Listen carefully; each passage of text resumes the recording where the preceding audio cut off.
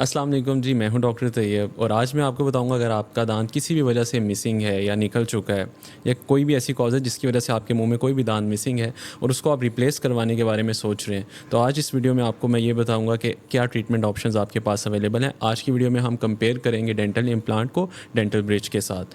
ये वीडियो थोड़ी सी लंबी होने वाली है, लेकिन इस वीडियो में मैंने जितनी भी डेंटल इंसाइट्स हैं वो मैंने काफ़ी उनके ऊपर काम किया है और आपके लिए काफ़ी इन्फॉर्मेटिव वीडियो लेके आया हूँ। तो आप प्लीज़ ये वीडियो एंड तक देखिएगा, इससे आपको बहुत कुछ सीखने को मिलेगा और आप सेल्फ सफिशिएंट हो जाएंगे अगर आपके या आपके किसी भी प्यारे के कोई दांत मिसिंग है और उसको आप रिप्लेस कराना चाहते हैं। सबसे पहले हम बात करेंगे डेंटल इम्प्लांट के बारे में। तो डेंटल इम्प्लांट जो है वो एक टाइटेनियम का स्क्रू होता है जो आपके जहाँ पे आपका मिसिंग टूथ है, जहाँ पे मतलब आपका दांत नहीं है, उस बोन के अंदर डायरेक्ट इंसर्ट होता है और उसके बाद उसके ऊपर क्राउन लग जाता है। इस तरह आपका एक मिसिंग टूथ रिप्लेस हो जाता है। डेंटल इम्प्लांट का सबसे बड़ा फ़ायदा ये है कि इसके अंदर आपके एडजेसेंट टीथ की या साथ वाले दांतों की कटिंग नहीं करनी पड़ती।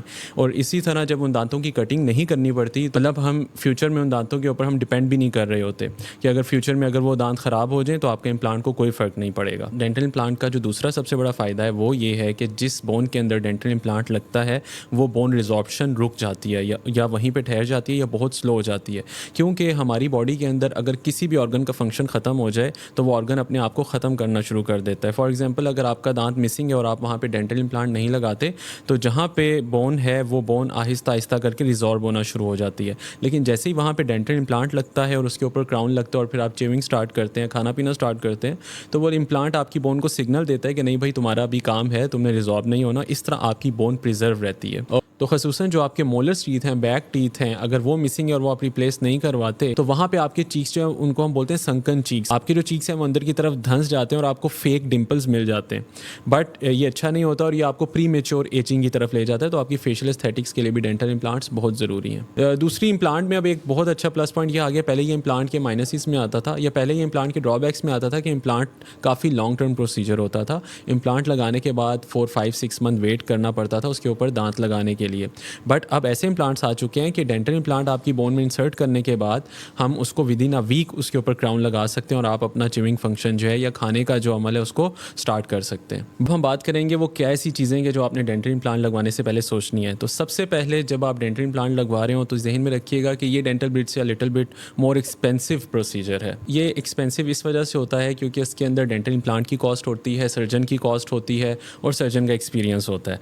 तो वैसे जो डेंटल इम्प्लांट की कॉस्ट है वो राउंड अबाउट 80,000 टू 2,50,000 तक जाती है। ये एक एवरेज मैंने आपको बताया, कुछ क्लिनिक्स इससे ज़्यादा भी चार्ज करते हैं। डेंटल इम्प्लांट में हमें एक और चीज़ जहन में रखनी पड़ती है कि डेंटल इम्प्लांट क्योंकि बोन के अंदर लग रहा होता है तो ऊपर वाली बोन और नीचे वाली बोन मतलब मैक्सिला और मैंडिबल, इन दोनों में कुछ वाइटल स्ट्रक्चर्स हैं जिनका बहुत ख्याल रखना पड़ता है। फॉर एग्जांपल, जो अपर जॉ है उसके अंदर दो काफ़ी मेन स्ट्रक्चर्स होते हैं। एक होती है मैक्सिलरी साइनस और एक होता है नेजल फ्लोर। इन दोनों का ख्याल रखना होता है और इसी तरह हमारे लोअर जॉ के अंदर इन्फीरियर एल्वियोलर नर्व और मेंटल फोरामेन का ख्याल रखना होता है। क्योंकि डेंटल इम्प्लांट एक सर्जिकल प्रोसीजर है तो सर्जिकल प्रोसीजर होने की वजह से हमें पेशेंट की मेडिकल कंडीशन को बहुत ज़्यादा सीरियस ले लेना होता है। फॉर एग्जांपल, अगर कोई पेशेंट है जिसको ब्लड प्रेशर या शुगर का मसला है या वो ब्लड थिनर्स पे है, उसको हार्ट का कोई प्रॉब्लम है, तो इस केस के अंदर डेंटल इम्प्लांट लगाने से पहले हमें कुछ टेस्ट और कुछ रेडियोग्राफ्स कराने पड़ते हैं। अब हम बात करेंगे डेंटल ब्रिज के बारे में। डेंटल ब्रिज बेसिकली जहाँ पे मिसिंग टूथ होता है उसके साथ वाले दांतों को ट्रिम करके उनकी सपोर्ट से लगाया जाता है। अब हम बात करेंगे डेंटल ब्रिज के फ़ायदे क्या हैं। तो जो सबसे बड़ा फ़ायदा है वो ये है कि क्योंकि ये सर्जिकल प्रोसीजर नहीं है तो बहुत से पेशेंट्स एकदम से कहते हैं यार बस ठीक है, सर्जरी तो इन्वॉल्व नहीं है ना,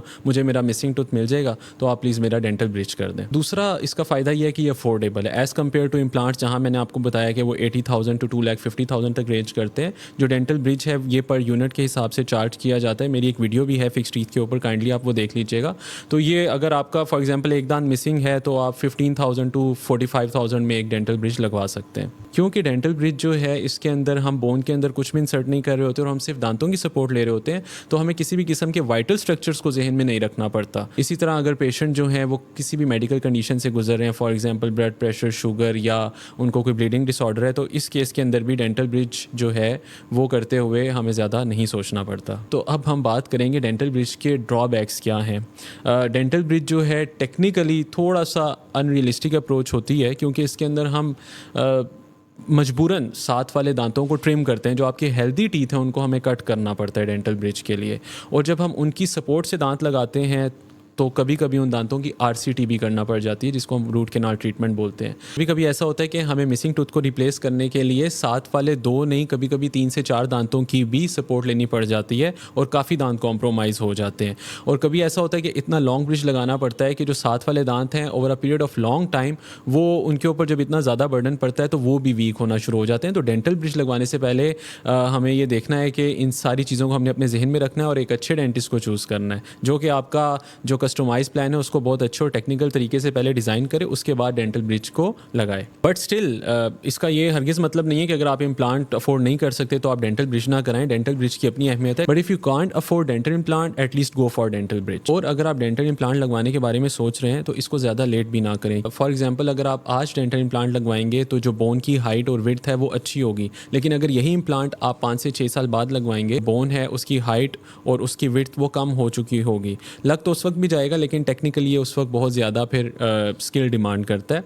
और इसके अंदर ये होता है अपर टीथ में साइनस और लोअर टीथ में जो इंफीरियर एल्वियोलर नर्व है, बोन उसके बहुत करीब चली जाती है, और फिर उस केस में हमें डेंटल इम्प्लांट की जो लेंथ है उसको भी शॉर्ट रखना पड़ता है। आई होप इस वीडियो में मैंने आपके जहन में जितने भी क्वेश्चंस हैं मिसिंग टीथ को लेके कि आप डेंटल इम्प्लांट लगवाएं या डेंटल ब्रिज, उसके काफ़ी आंसर्स दे दिए होंगे। स्टिल अगर आपके जहन में कोई भी क्वेश्चन है तो आप नीचे दिए गए कमेंट सेक्शन में ज़रूर मुझसे पूछिएगा। नेक्स्ट वीडियो तक के लिए डॉक्टर तैयब फराज को इजाज़त दीजिएगा। अल्लाह हाफ़िज़।